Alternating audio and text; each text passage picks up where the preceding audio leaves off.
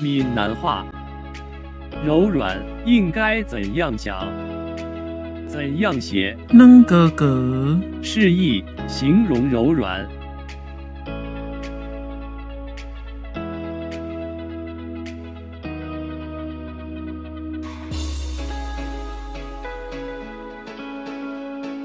这些香蕉已经软趴趴了，不赶快吃就得丢掉。示意形容身体柔弱无力。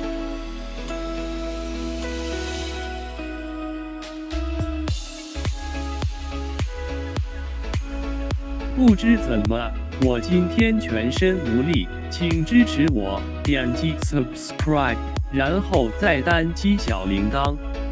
也不要忘了转发给您的朋友圈，谢谢，请点击下面观看同一系列的影片。